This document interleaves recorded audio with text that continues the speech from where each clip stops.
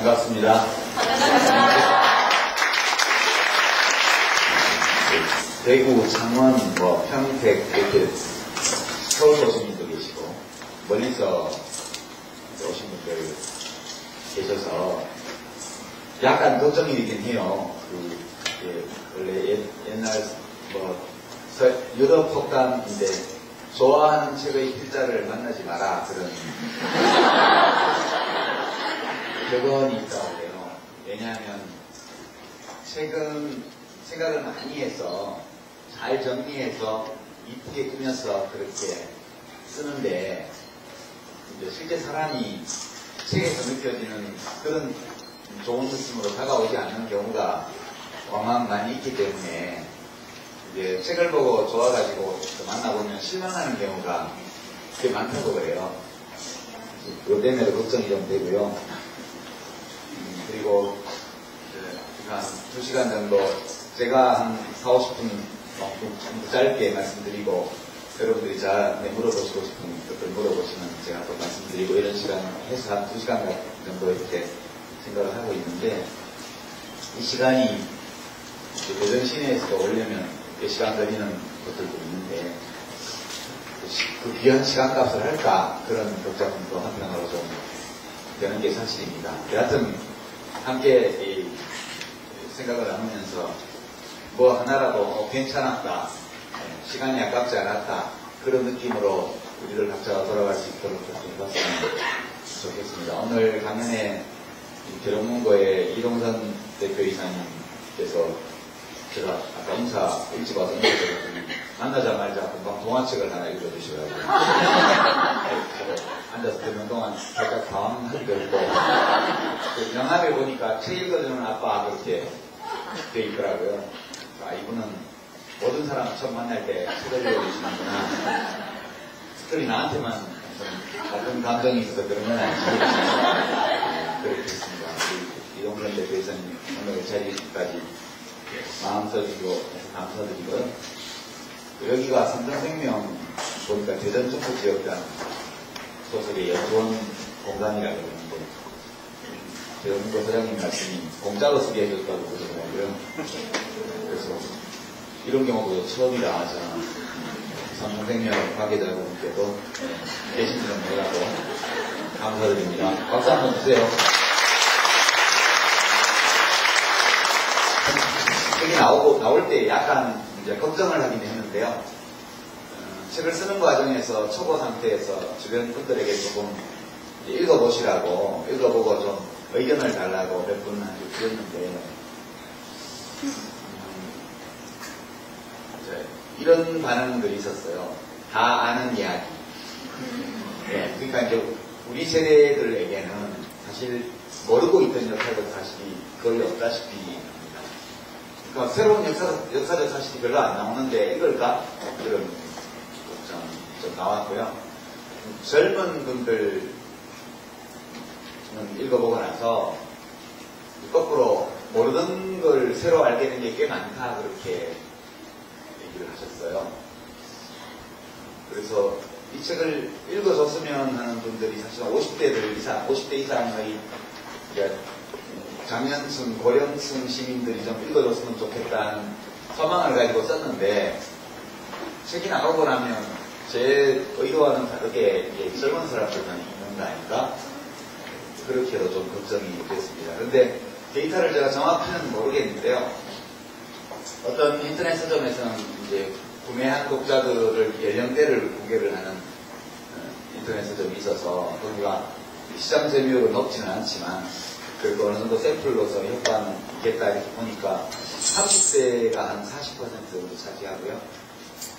또 50대 이상이 또 한 30% 넘게 차지하고 20대가 한 20% 정도 이렇게 구매를 하고 이제 그런 걸로 나타나 있습니다. 근데 묘하게도 남자가 90%, 여자가 10% 오늘 놀랄 거는 여기 오니까 여자분들이 더 많으신 것 같아요.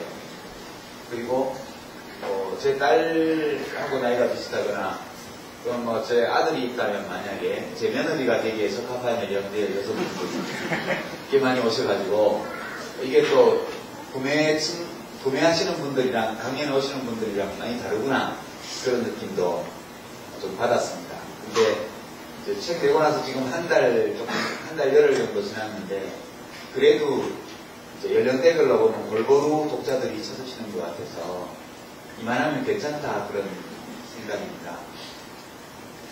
또 다른 한편으로는 이 책 만드는 과정에서 출판사 편집진도 모니터링을 같이 했거든요.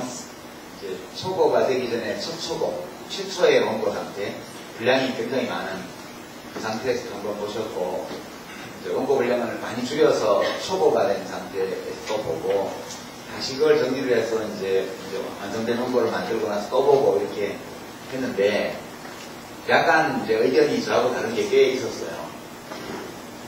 너무 박정희 정권에 대해서 좋게 평가해 준다 아니냐.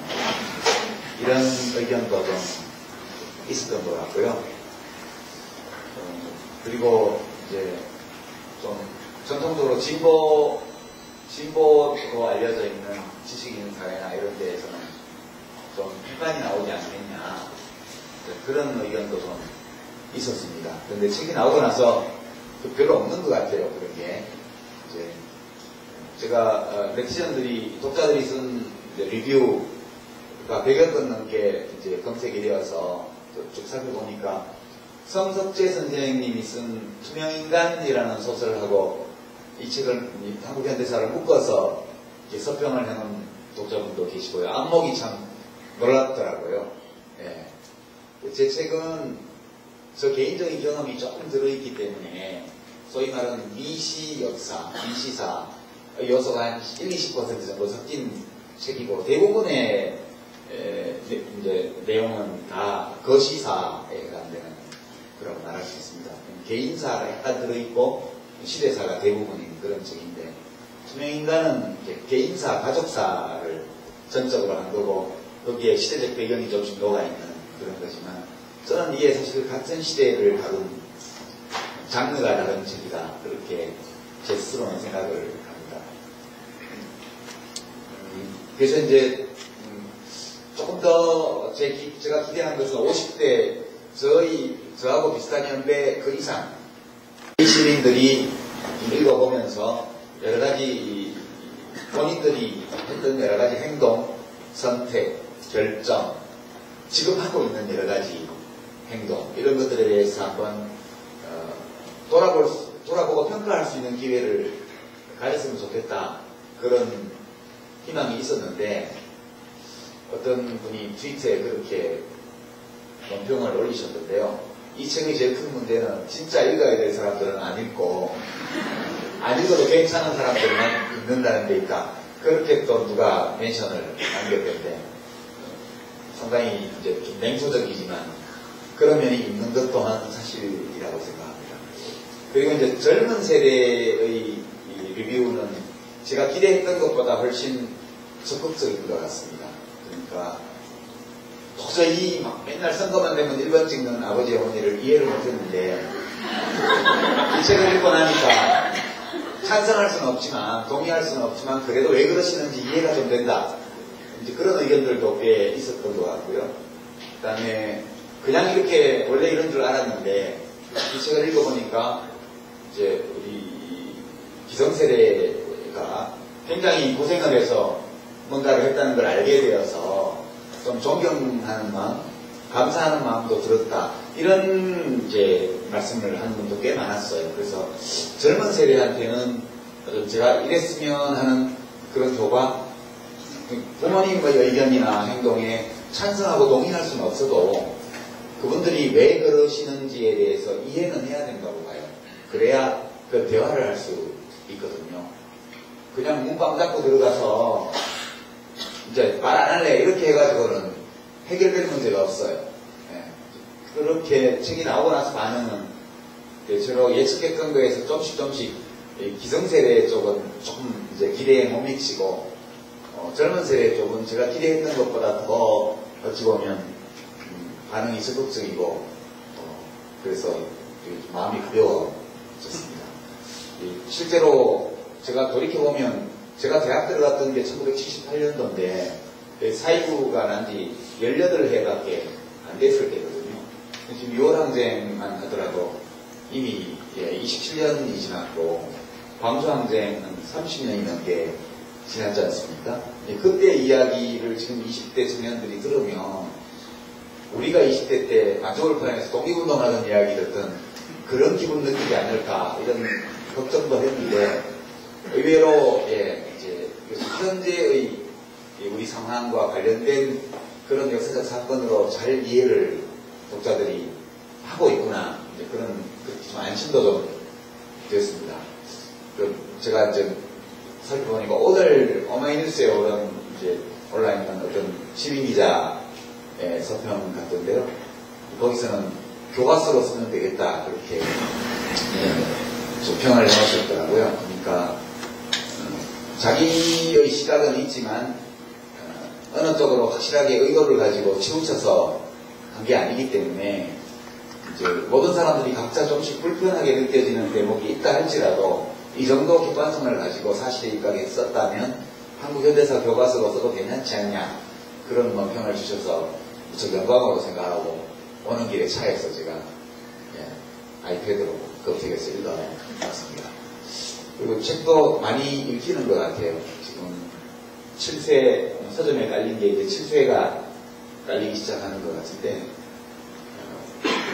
온라인 서점의 베스트셀러 목록에도 멀리 안 쫓겨나고 5등이 저쪽에서 한 달 넘게 끔찍하게 버티고 있으니까 괜찮다 그런 생각입니다. 그 정도가 지금 책 내놓고 나서 제가 느끼는 소개고요.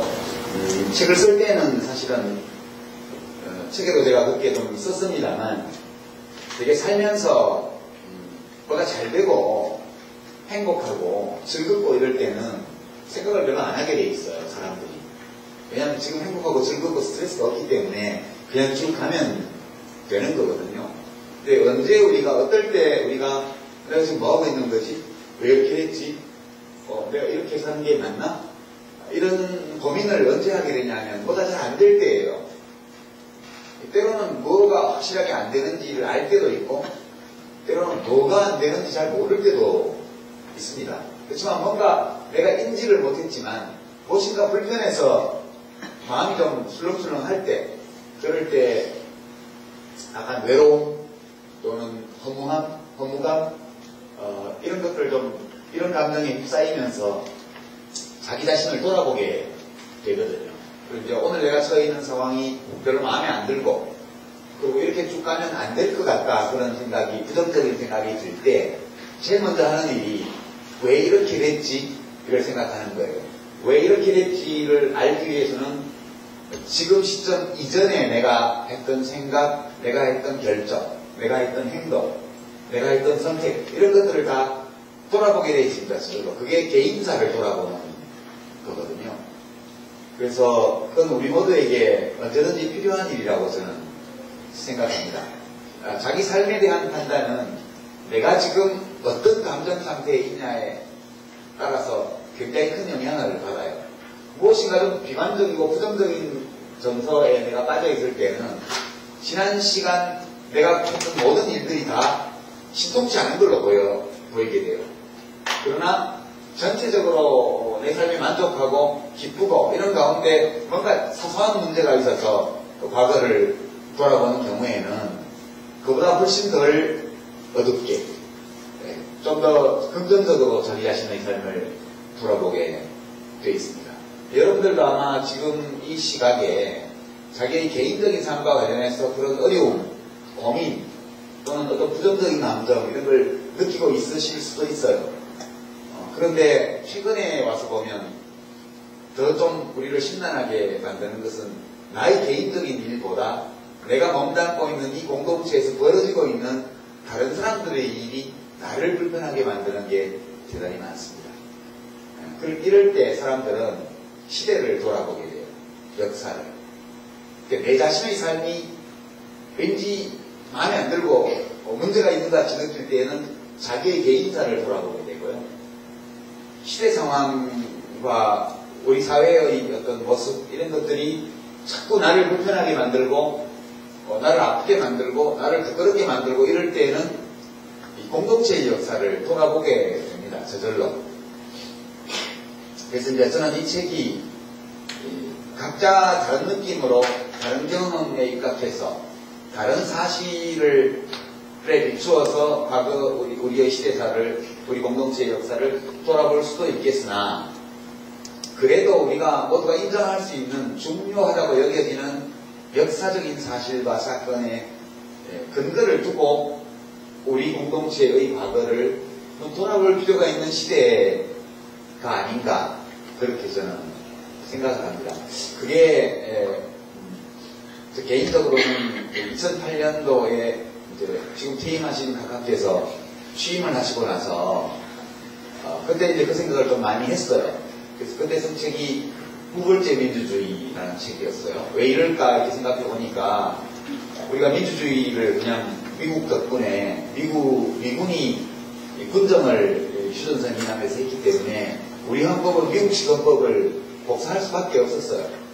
소련군이 점령한 휴전선 38선 이북에서는 소비에트 연방 군대가 와 있었기 때문에 소련식 헌법을 모방한 자유주의 헌법 사실상 그때는 자기들은 인민민주주의라고 그랬지만 사실상 자유주의 헌법이 이제 들어올 수밖에 없었고요.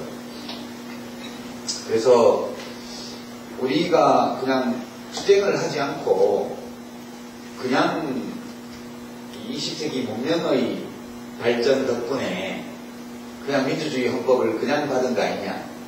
이 세상에 공짜가 없는 거니까 이제 보통은 선부를 착수금, 중도금 내고 민주주의 한 다음에 다시 반동의 시기가 와서 잔금 치르고 그 다음에 민주주의로 가는 게 보통인데 우리 경우는 착수금 정도 냈나 안 냈나 좀 의심스러운 조건에서 그냥 민주주의 헌법을 채택을 했기 때문에 이제 잔금부터 중도금,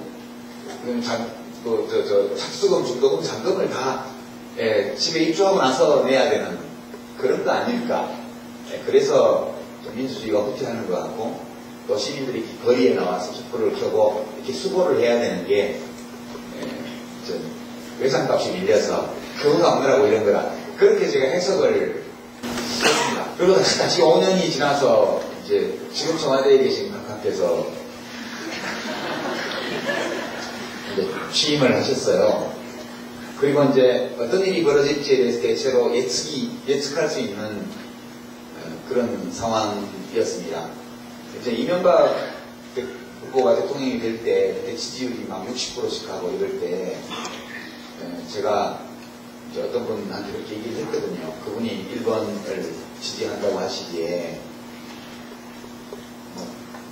좀 걸레 아닙니까? 정가도 많고 좀 지저분하다 아닙니까? 그런 줄은 아는데 그래도 그걸로 상 닦을 기다. 그렇게 어떤 분이 저한테 얘기를 하셨어요. 걸레인 줄 알지만 그 상 잘 닦인다고 얘기하더라. 그걸로 상 닦아보려는가 해서 닦았는데 상이 다 지저분해졌죠. 그러니까. 그리고 나서 그러면 이거는 걸레가 아니고 수건이다. 행주다. 내가 행주다. 이래 주장하는 후보를 또 뽑았는데 제가 보기에는 하나도 다르지 않았거든요. 근데 많은 분들이 그렇게 다르다고 생각을 하고 기대를 하면서 뽑았습니다. 그래서 제가 그 선거 결과를 보면서 이거는 단순한 선거가 아니었다. 이 선거는 철학의 전쟁, 가치관의 전쟁, 또는 문화의 전쟁, 문화 충돌 그렇게 아니었을까. 그러니까 그렇게 48대 52로 나눠진 이 쉽게 베인 골, 이 골은 단순히 정책이나 또는 후보의 개성에 대한 호불호 이걸 넘어서서 자기 자신의 삶과 우리의 역사, 우리 공동체가 지향해야 될 바, 이 모든 것들에 대한 근본적인 태도 차이를 나타내는 어떤 깊은 분열인 것 같다. 그런 생각을 하게 됐습니다. 묘하게도 그 50대 50으로 나뉘어진 그 선거 결과는 이제 전직 대통령 선호도하고도 거의 이제 일치한다고 제가 책에 써놨고, 지역적으로도 그렇고, 연령대별로도 그렇고, 소득 수준별로도 그러하고, 그리고, 그렇습니다. 그 소득 수준별, 학력별, 연령별, 지역별, 지역별로 분석해보면 지난 대통령 선거 때 표가 나눠진 거하고 거의 동일하게 대통령 선호도도 나눠집니다. 박정희, 박근혜, 이명박 등등 이승만을 합친 거기하고 노무현, 김대중 이렇게 합친 데하고 거의 일치됩니다. 싱크로율이 거의 90% 이상 되는 것 같아요. 그래서 이거는 단순한 선거의 승패가 아니고 굉장히 철학과 가치관, 역사의식, 인생관 이 모든 것들이 다 관련되어 있는 역사적 분열이다. 그리고 이 분열이 생긴 이유가 뭘까? 이런 것들에 대해서 생각을 해봤죠. 대선이 끝나고 나서. 그리고 나서 그냥 이렇게 그냥 두고 갈 수는 없는 것 같아. 이게 해결이 안 될 수도 있지만 제 결론은 우리 사회가 너무 빨리 발전 또는 변화했기 때문에 이렇게 됐다고 이제 저는 해석을 했는데, 그렇다 하더라도 이게 현실이 존재하고 있다고 해서 다 옳은 건 아니기 때문에 바람직하지 않은 것으로 저는 생각해요. 그래서 이걸 좀 극복을 못할지라도 결과적으로, 그러나 극복하기 위한 노력은 좀 해봐야 될 거 아니냐. 대통령 선거 때 뭐 1번이 됐다고 해서 아들 딸들이 문 감닫고 들어가서 밥 먹으러도 안 나오고, 뭐 1번 찍은 어머니 아버지는 아들 딸이 그러고 있으니까 찜찜해가지고 축하도 못하고, 되게 그런 상황 아니었습니까? 그래서 이럴 때는 정말 우리 공동체의 과거를 돌아볼 필요가 있습니다. 돌아보되 그냥 내가 현재 가지고 있는 생각, 지향, 가치 기준 이런 거에 입각해서 과거를 쭉 살펴서 그 주장만 할 게 아니고 나와 좀 다른 반대되는 사람의 입장에서도 한번 생각해 보면서 우리 공동체의 과거를 돌아봤으면 좋겠다. 그렇게 생각해서 만든 책이 이 책입니다. 얼마나 잘 됐는지는 모르겠어요. 그러나 제가 인용한 책들을 보시면 조갑재 닷컴의 조갑재 대표 책도 몇 군데 그분은 정말 1980년대 중반까지는 진짜 뛰어난 저널리스트, 훌륭한 기자였거든요. 안타까워요. 그런 분이 오늘 저렇게 하고 계신데. 나는 저렇게 되지 말아야지. 매일매일 결심합니다. 그리고 이제 뿐만 아니라 옛날 조선일보 이런 데 계시던 분들이 퇴직하셔가지고 하는 출판사, 몇몇 출판사가 있는데 거기서 열심히 박정희 대통령 관련 책들을 내고 있죠. 팔리진 않지만. 그래서 그 책들이 좋은 책이 많아요. 그래서 그런 책들도 인용이 되게 많이 되어 있습니다. 이 책에는. 그래서 저는 되도록이면 끝내 토론해봐도 생각이 안 바뀐다 하더라도, 그 토론해봤자 생각은 바뀌지 않는다 하더라도, 그렇게 토론을 한번 하고 나서 밤에 집에 가서 자기 전에 10가지 정점을 가지고 다 싸웠는데 그 중에 한두 개는 좀 더 생각해봐야 될 것 같은데, 그런 느낌만 와도 저는 성과가 있는 거라고 생각을 합니다. 그래서 이 책을 조선일보 같은 신문에서는 기자 실명을 안 싣고 무슨 이상한 이름으로 처음에는 중립적이고 객관적인 책인 줄 알고 봤는데, 결국 역사의 전장에 좌파가 깃발 하나를 더 꽂은 거다, 이렇게 표현을 해놓으셨던데, 그래도 좋아요. 결론은 그렇지만 그 결론에 이르는 과정에 꽤 객관적이고 균형 있게 썼다, 이런 거는 또 얘기를 했거든요. 그렇게 기사 쓴 기자분들도 그날 저녁에 집에서 자면서 사실 좀 내가 좀 그렇게 하지 말걸, 그렇게 후회했을 수도 있거든요. 그래서 이렇게 노력하고 부딪히고 노력하고 하는 가운데 저는 점씩이라도 접근이 이루어질 수 있다, 그렇게 생각합니다. 그리고 이제 기존의 진보 진영의 지식인들이 쓴 한국 현대사, 정치사, 민주화운동사 이런 것들을 보면 좀 너무 야박한 건 사실인 것 같아요. 제 생각에는 너무 좀 야박한 건 사실인 것 같아요. 그러니까 이제 제가 이 책에서 박정희 대통령이 말년에 유경수 여사 서거하신 후에 삶이 엉망이 돼서 그 김재규 씨 그 재판 기록에 보면 그 당시 중앙정보부의 채용사 역할을 했던 그 직원들이 나중에 이제 12.12 가담을 한 대로 다 사형당하고 막 그렇게 하는데, 대행사, 소행사, 그래서 사흘이 멀다 하고 여자 구하러 다니고 했던 얘기들이 진술이 쭉 나오거든요. 저는 그 얘기는 이번 책에 다 뺐습니다. 왜냐하면 유영수 여사가 서거하고 나서 박정희 대통령의 삶은 인간적인 면에서 보면 황폐한 삶이었거든요. 일종의 벌받는 기간이에요. 그게 행복했겠습니까? 딸하고 비슷한 나이에 그 배우나 이런 예술활동하는 여자들을 권력으로 겁을 줘서 데려다가 옆에 앉혀놓고 술 마시고 데리고 자고 하면 행복했을까요? 저는 아니라고 봐요.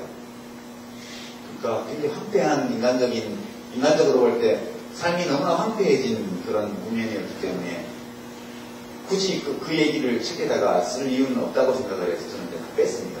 그리고 그때하고 비교하면 지금 뭐 박근혜 대통령이 아버지같이 독재한다 그런 얘기를 하지만 그때는 다르잖아요. 그렇게 못하잖아요 이제는. 그래서 이제는 좀 박정희 대통령의 독재가 참혹하고 끔찍했던 것이 굉장히 많지만 그럼에도 불구하고 이제는 좀 여유를 가지고 그 시대를 대하는 이런 것이 필요한 시기에 오지 않았나 그런 판단 때문에 그렇게 했습니다. 사실은 박정희 대통령 묘역에 가보고 싶었어요 제가. 왜냐하면 한 번도 안 가봤기 때문에 맨날 김대중 대통령 묘역에 인사하고 또 내려오는 길에 오른쪽으로 돌아 들어가면 그 박정희 대통령 묘역인데 박정희 대통령 묘역에 오시는 분들은 좀만 더 가면 김대중 대통령 묘역이 여기가 안 오고요. 김대중 대통령 묘역에 가는 사람들은 내려오면서 길만 하나 이렇게 벗어나면 박정희 대통령 묘역인데 거기 그냥 지나쳐서 옵니다. 이거는 좀 아니지 않나. 그렇게 해서 제가 이제 책을 쓰는 과정에서 마지막 정리하기 전에 박정희 대통령 묘역에 가서 한번 느껴보고 싶었어요. 뭔가 혹시 느낄 수 있는 게 있을지 몰라. 근데 결국 못 갔죠.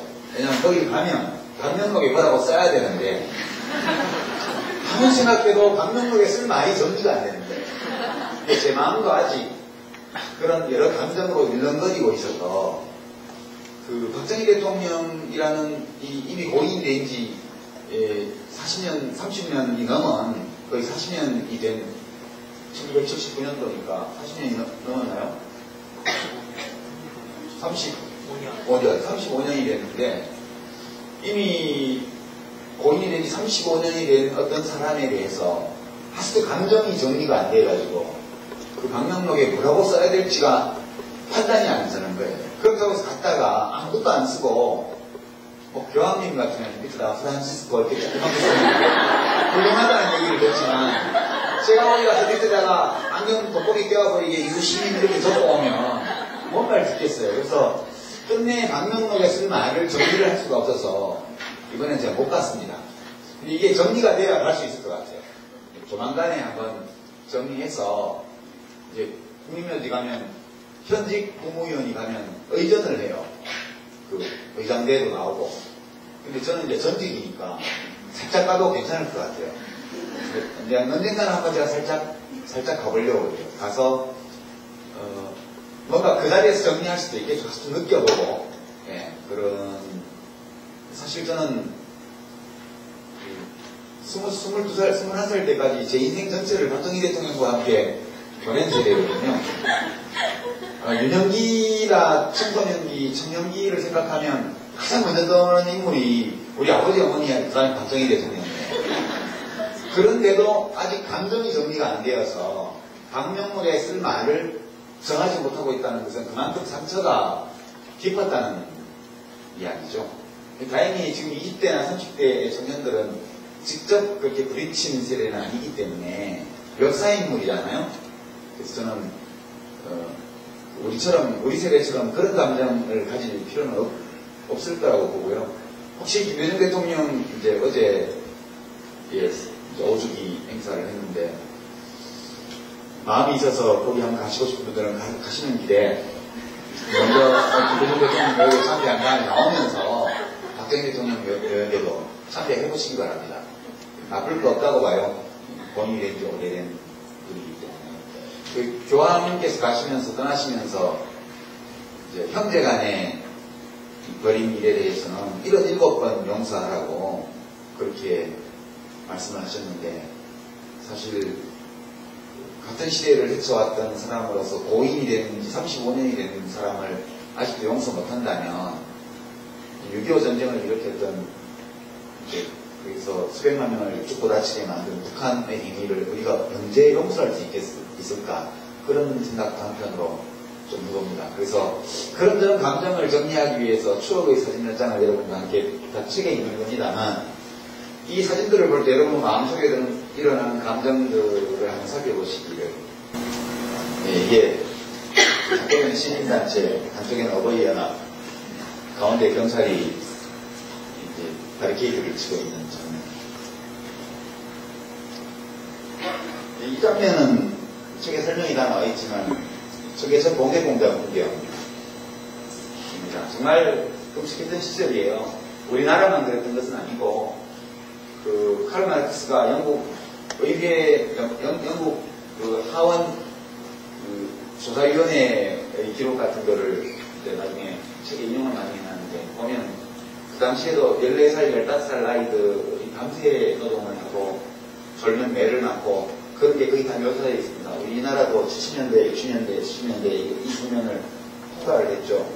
그래서 이제 해외 입양 보면 아기들 비행기 안에서 찍은 사진이고요. 이승만 대통령입니다. 4.19가 나고 나서 동상이 끌어내려진 장면. 현직 대통령의 동상을 도처에 이렇게 세운다는 게 상상이 되세요? 50년 전에 우리나라는 저랬거든요. 지금은 상상할 수 없죠. 지금 박근혜 대통령 동상 지금 안 되겠다고 그러는데. 예, 추억의 박정희 장군. 우리 세대는 정말 이 사진을 보면 만감이 교차합니다. 한국 현대사를 압축해놓고 있는 인물 사진. 육사생도 지지시고, 이게 이제 최초의 금성-TV 국산 텔레비전인데, 여기가 이제 박태준 회장 점점 이때만 해도 포항제철, 저 기억이 생생합니다. 신문하고 라디오에 포항제철의 첫 번째 그 고로, 철광석을 녹여서 쇠를 만드는 그 고로에 불을 붙인 날, 점화하고 나서 만세 부르는 장면이에요.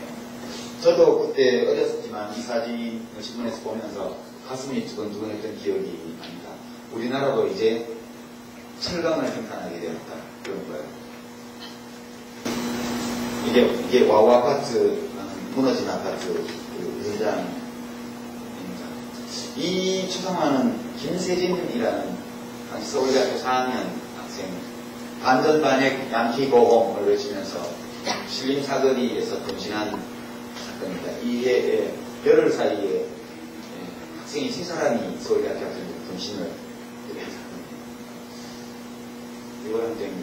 이거는 경기고등학교 학생들이, 여기는 어죽 경기고등학교입니다. 한자로 써야지. 고등학생들이 플랜카드를 북한문 혼용어로 만들던 시절이에요. 1964년도에요.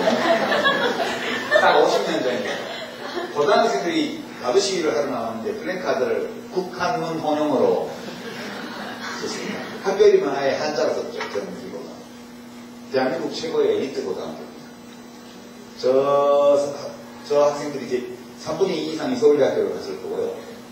그 중에 수많은 고위 행정관료, 법관 등등을 배출했을 겁니다. 국회의원입니다. 아마 여기 경험한 사람 중에 한 4분의 1 정도는 고위직을 지냈을 거예요. 제 이 사진을 보면 생각해 봤습니다. 2012년 대선 때 이 사람들 중에 몇 명이 살아있고, 그 중에 몇 명이 1번을 찍지 않았을까. 그분들이 이 사진을 보시면 자기 얼굴을 알아볼 거예요. 이렇게 지금 와서 거기다 1번을 찍고 있는 그분들은 이때 현직 대통령의 아버지가 쿠데타를 해서 권력을 잡은 후에 벌어진 이 한일회담 반대데모, 이때 자기가 데모대에서 있었던 자기 얼굴을 보면서 이 나라의 행동을 어떻게 평가할까, 그런 것들이 저는 굉장히 삼척, 지금 동해시 삼척은 시골이에요. 완전히 어촌. 이렇게 많은 사람들이 모였습니다.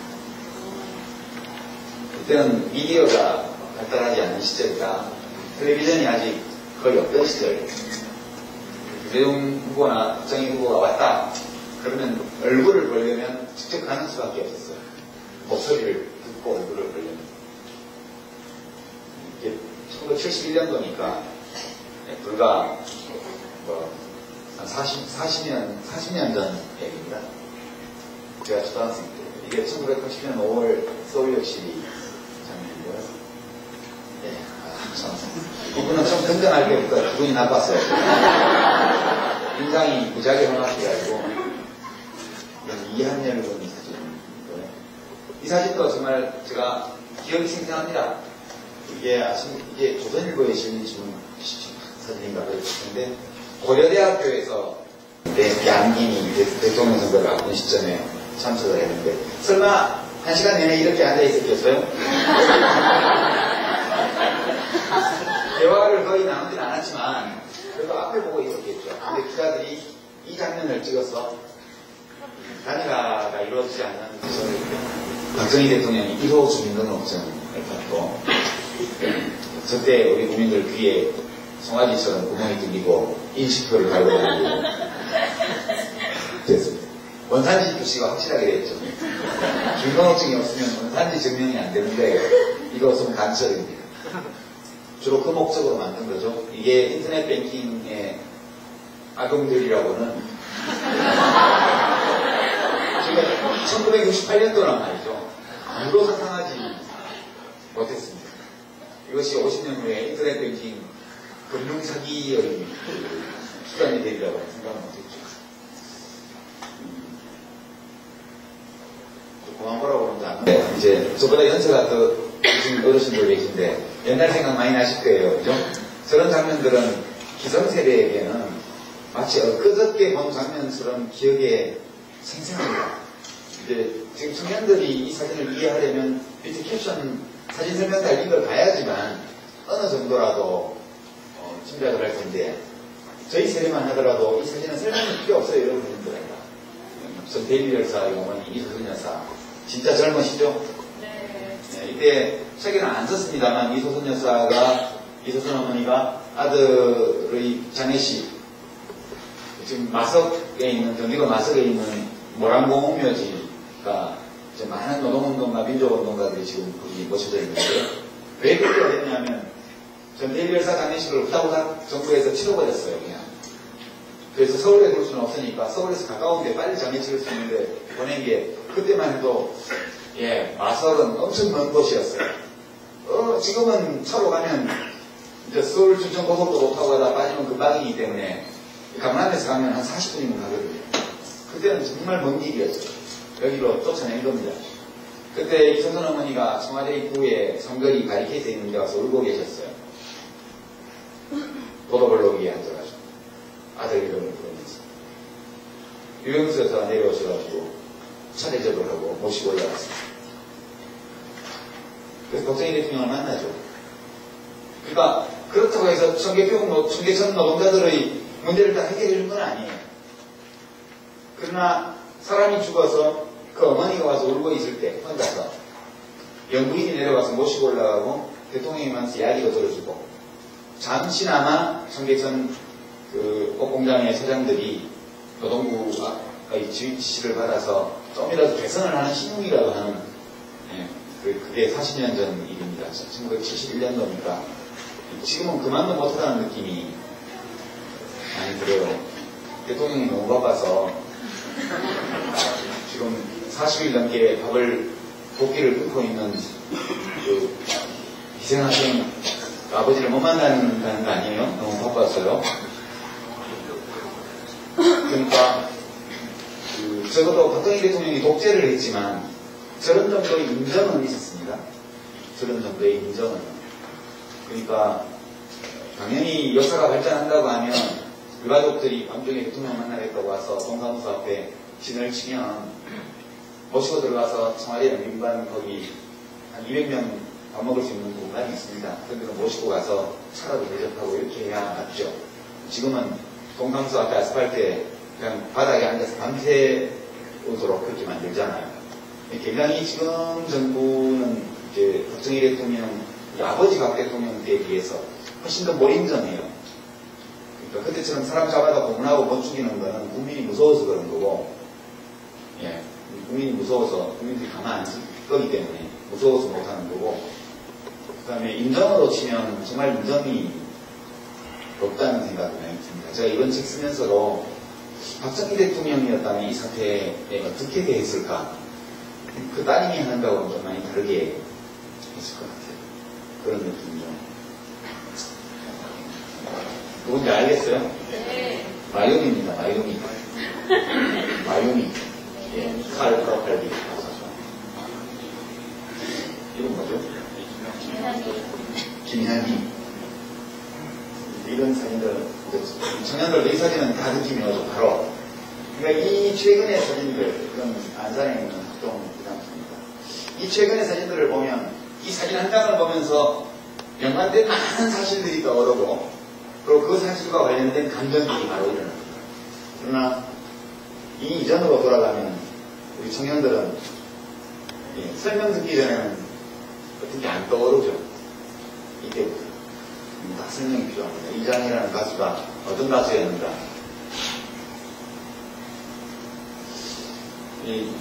이런 정도로 제가 말씀을 정리를 하였는데요. 제가 이 책에서 이 책을 쓴 가장 기본적인 이유는 우리가 함께 우리 공동체의 과거를 되짚어보자 라는 뜻에서 이 책을 쓰게 되었습니다. 제가 스스로 이렇게 우리 공동체의, 대한민국이라는 이 공동체의 과거사를, 지난 55년의 과거사를 정리하면서, 정리하는 과정에서 굉장히 울컥하기도 했고요. 부끄럽고 화가 나기도 했고, 동시에 한국 진짜 대단하다. 우리 국민들 진짜 대견한 국민이야. 그런 느낌이 든 순간도 많았습니다. 전국적으로 보면, 여러분들은 우리의 역사가 훌륭한 역사이기를 바라실 거예요. 우리 모두가 다 마찬가지 마음일 겁니다. 그러나 이제 역사는 절대 완전히 훌륭할 수 없어요. 왜냐하면 우리들 자신이 그렇게 훌륭하지 않기 때문에. 그러니까 모든 것의 근원은 사람이라는 생각이 많이 들었습니다. 우리는 어떤 나쁜 일 또는 좋은 일이 생길 때 그것을 어떤 합법 직성, 어떤 법칙이라든가, 어떤 이론이라든가 이런 것으로 설명해 보려고 노력하지만 이런 설명, 저런 이론을 다 들여다봐도 최종적으로 남는 느낌은 결국 문제는 사람이다. 그런 생각입니다, 저에게. 그러니까 우리 인간이라는 존재 자체가 아주 추악하지도 않지만 또한 그리 아름답지도 않은 존재거든요. 그 웹툰 그리는 강풀 씨가 저한테 해준 얘기인데요. 이제 길고양이들 밥을 주잖아요. 길냥이들. 밥을 줘보면 밥을 좀 주면 싸운대요. 밥을 좀 주면. 그러고 이제 영역이 생기고 밥을 많이 주면 같이 먹는데요. 고양이들. 밥을 많이 갖다 놓으면 안 싸우고 같이 먹는데요. 그게 이제 이게 짐승들이라는 거죠. 짐승들은 먹을 게 부족하면 싸워요. 먹을 게 넉넉하면 나눠 먹어요. 사람은 그거하고 다르대요. 사람은 밥이 남는데도 엄청 싸웁니다. 먹고도 남은 만큼의 밥이 있는데 계속 밥 때문에 싸우는 건 인간밖에 없대요. 동시에 밥이 모자라는데도 같이 먹는 거예요. 사람. 밥이 모자라는데도 같이 먹을 수 있는 것도 사람뿐이고 밥이 남아도는데도 싸움이라는 거는 또 역시 사람뿐이라는 거예요. 사람이, 인간이라는 게 묘한 존재라는 건데, 어떤 면에서는 보통의 짐승들보다 더 사납고 공격적이고 탐욕스럽고 추악해요. 그러나 어떤 면에서는 다른 어떤 종도 해내지 못한 위대한 일들을 해내는 그런 훌륭한 덕성을 가지고 있는 종이거든요. 우리는 그 둘 사이 어디에 있는 존재라고 저는 생각을 합니다. 먹고 남을 만큼 밥이 많아도 싸우는 존재, 나 혼자 먹기에도 밥이 부족한데 다른 사람들하고 나눠 먹을 수 있는 존재, 그 둘 사이에 어딘가에 우리가 있다는 거예요. 어떤 사람은 전자에 가깝고요, 어떤 사람은 후자에 가까워요. 그 전자에 가까운 사람과 후자에 가까운 사람들이 적정한 비율로 섞여 있어서 여기가 지상천국이 되지도 않고 생지옥이 되지도 않는 거라 저는 그렇게 느꼈습니다. 그러니까 우리 역사가 아주 훌륭하진 않아도 그것 때문에 열등감을 가지거나 열패감에 빠지거나 또는 자기 비하를 할 필요는 없다고 저는 생각해요. 동시에 우리 역사가 너무 훌륭하기를 바라는 마음도 저는 좀 접어두는 게 좋다고 생각합니다.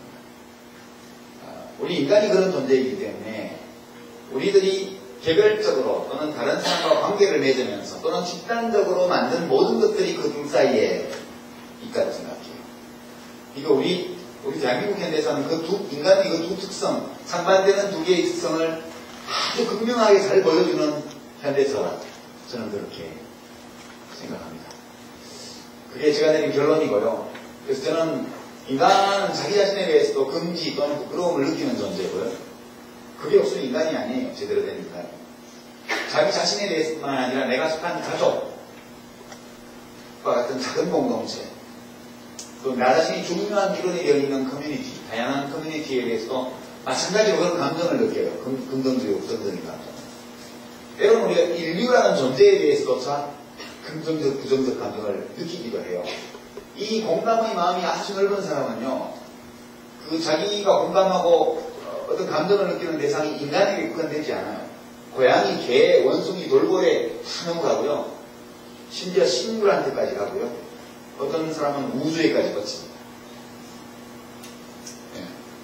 네. 그래서 우리가 이 국가라는 이 공동체에 대해서 국가가 위대한 존재라고 숭배하는 국가주의자가 아니라고 하더라도 내가 속해 있는 큰 공동체에 대해서 긍지, 수치심 이런 걸 느끼는 것은 대단히 자연스러운 일이라고 저는 생각을 합니다. 우리 역사, 우리의 현대사가 이 불모드를 우리로 하여금 느끼게 하는 것, 그것은 잘못된 게 아니다.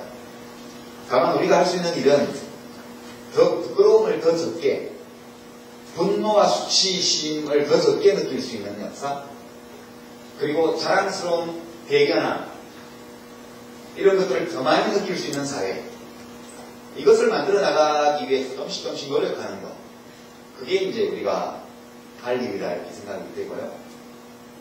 그렇게 되려면 이제 자기 자신이 더 훌륭해져야 된다 이렇게 저는 생각합니다.